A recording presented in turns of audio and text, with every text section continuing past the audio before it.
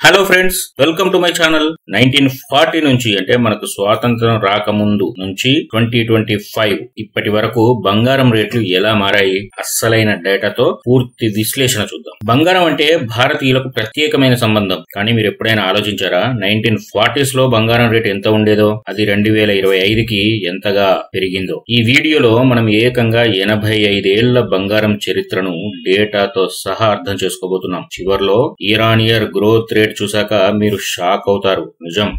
Part 1 1940s నుంచి బంగారం రేట్ల ట్రెండ్ ఎలా ఉందో చూద్దాం. 1940లో 10 గ్రాముల బంగారం ధర 30 రూపాయలు మాత్రమే. అదే 1950s కి వచ్చేసరికి 100 రూపాయలు. 1970s లో 184 రూపాయలు తులం బంగారం. కానీ అసలైన పెరుగుదల వచ్చింది 1980 తర్వాతే. ఇంకా 2000 సంవత్సరంలో చూసుకుంటే బంగారం తులం ధర అంటే 10 గ్రాములకు 4400 ఉండేది. అదే 2010లో 18500కు చేరింది. ఇక 2024కి వచ్చేసరికి బంగారం ధర 75,000 రూపాయలకు పైమాటే.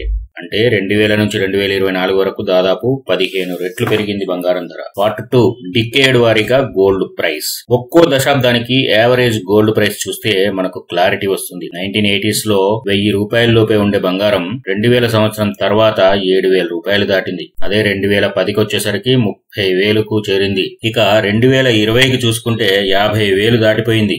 Part 3 year on year growth rate. ప్రతి ఏడాది బంగారం రేట్లు ఎంత శాతం పెరిగాయనేది చూస్తే మనకు గణనీయమైన మార్పు కనిపిస్తుంది. 2008 నుంచి 2012 మధ్యలో భారీగా పెరుగుదల కనిపించింది. కొన్ని సంవత్సరాల్లో తక్కువగా పెరుగుదల కూడా ఉంది. ఇది మనకేం చెబుతుందంటే బంగారం ఎప్పుడూ స్థిరంగా పెరగదు, కానీ లాంగ్ టర్మ్ లో మాత్రం పాజిటివ్ గ్రోత్ కనిపిస్తుంది. పార్ట్ 4 బంగారం ధరలు ఎప్పుడు ఎలా ఉన్నాయి. బంగారం ధరలను అనేక అంశాలు ప్రభావితం చేస్తాయి. ఇందులో చూస్తే చారిత్రక ధోరణులు. స్వాతంత్రానికి ముందు అంటే 1947కి ముందు బంగారం స్థిర ప్రమాణం కారణంగా బంగారం ధరలు సాపేక్షంగా స్థిరంగా ఉన్నాయి. గోల్డ్ వాల్యూ నేరుగా కరెన్సీకి లింక్ అయి ఉండేది.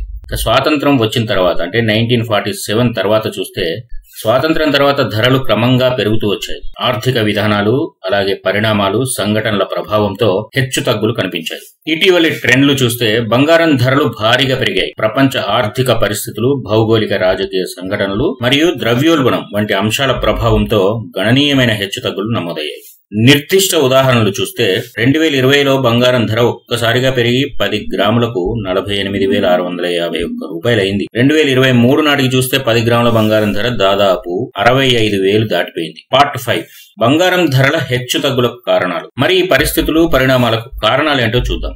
అంతర్జాతీయ పరిణామాలు, ప్రపంచ స్థాయిలో జరిగే మార్పులు గోల్డ్ రేట్స్ పై ఎఫెక్ట్ చూపిస్తాయి. ఉదాహరణకు రష్యా ఉక్రెయిన్ యుద్ధం, యుఎస్ ఫెడ్ రేటు, అలాగే అంతర్జాతీయ స్థాయి భౌగోళిక రాజకీయ ఉద్రిక్తతలు వంటివి ప్రపంచ స్థాయి పరిణామాలతో బంగారం ధర పెరగడం, తగ్గడం జరుగుతూ ఉంటుంది. బంగారం ధరలను ప్రభావితం చేసే కొన్ని అంశాలు చూద్దాం.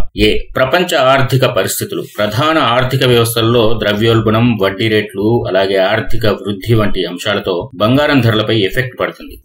భౌగోళిక రాజకీయ సంఘటనలు. రాజకీయ అస్థిరత మరియు సంఘర్షణలు బంగారాన్ని సురక్షితమైన ఆస్తిగా మార్చేస్తాయి.